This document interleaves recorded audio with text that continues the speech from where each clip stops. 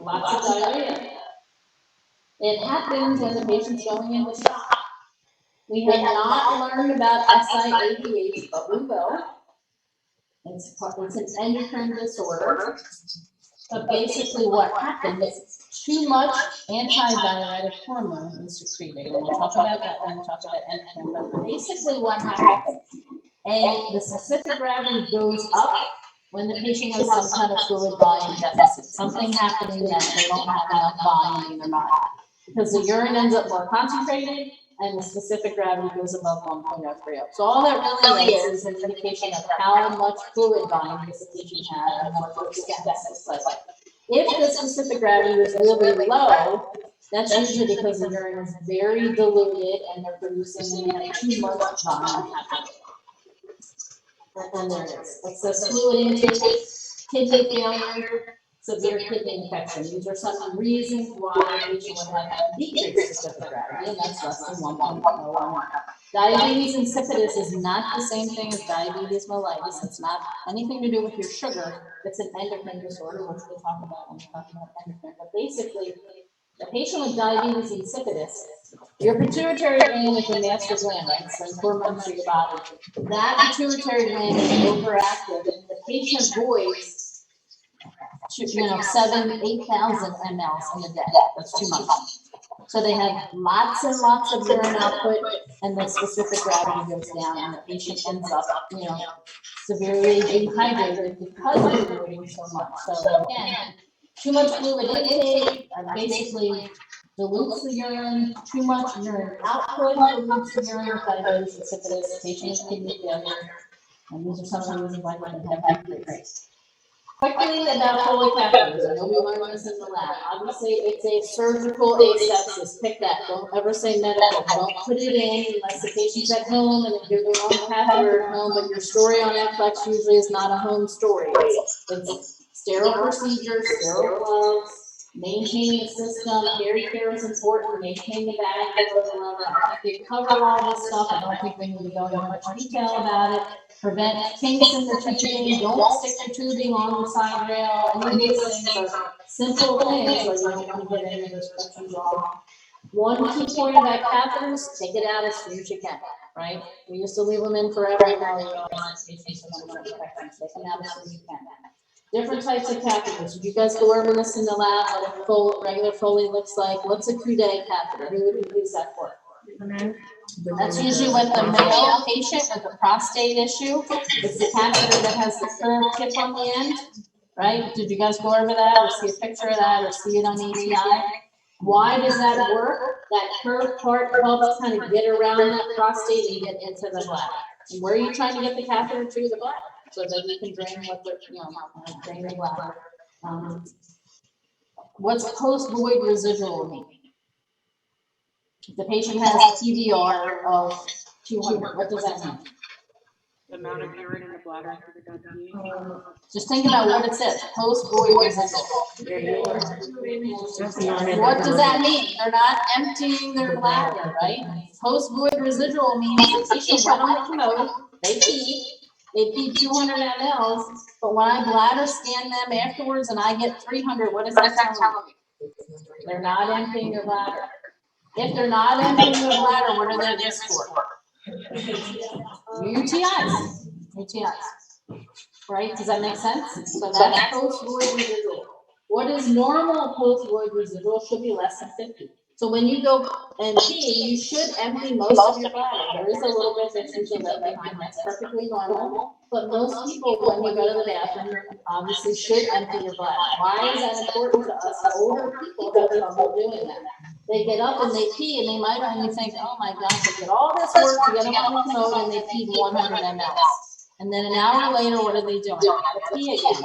The reason why they're not completely emptying your bladder. So there is a signal that's going through their brain to say, hey, I gotta pee, and then they only pee 100 again. That's why we bladder scan people. So you guys will be doing that in real life. And there's an order for bladder scan after voiding. That's exactly what it means. Let them void and then bladder scan them. And then if you're getting 200 and 300 mLs, what are you then gonna probably have to do? Straight cavitation. Why do I need them to empty the bladder? So they don't get infected. If urine sits in the bladder when it initially enters the bladder, it's sterile, but if it sits there for a long period of time, there's a chance for bacteria to go up the urethra and get into the bladder. Does that make sense? So that's why we go to empty their bladder for them. Do that part. Here's a coude. See how it's curved tip on the end?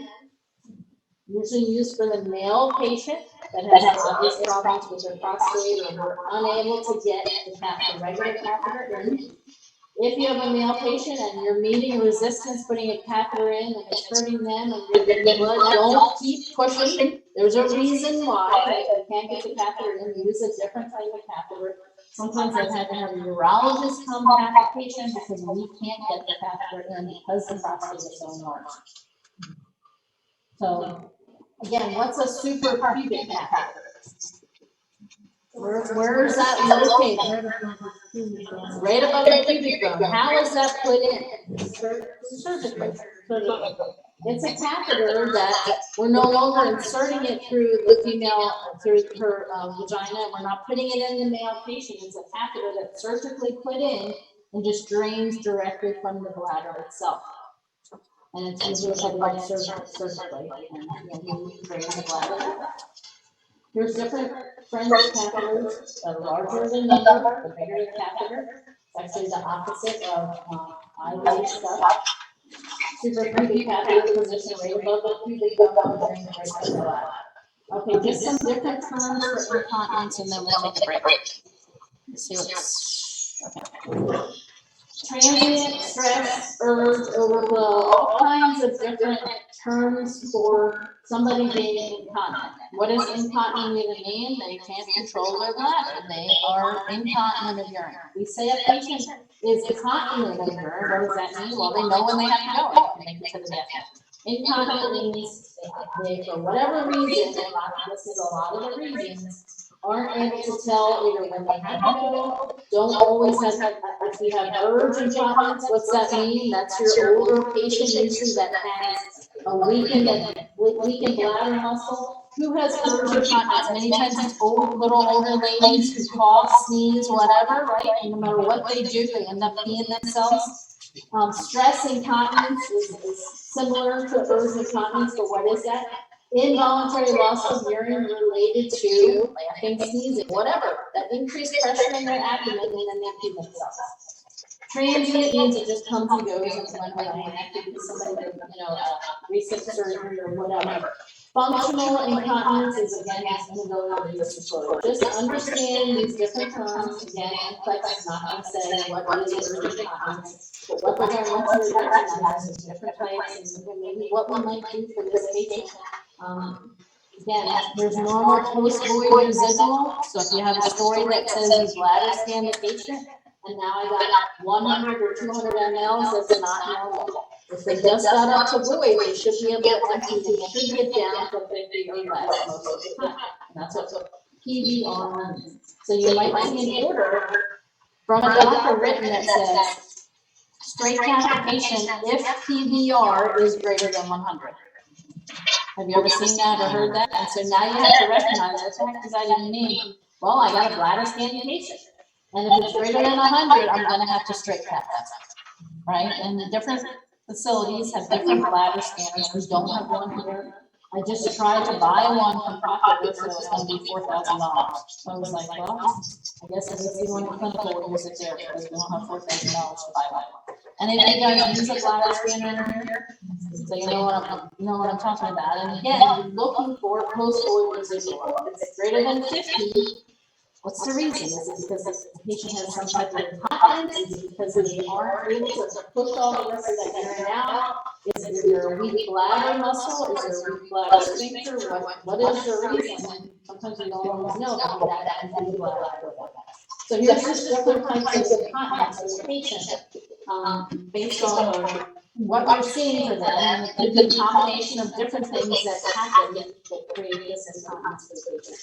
So before we talk about kidney disease, let's take a break. Any other questions, comments right now? No?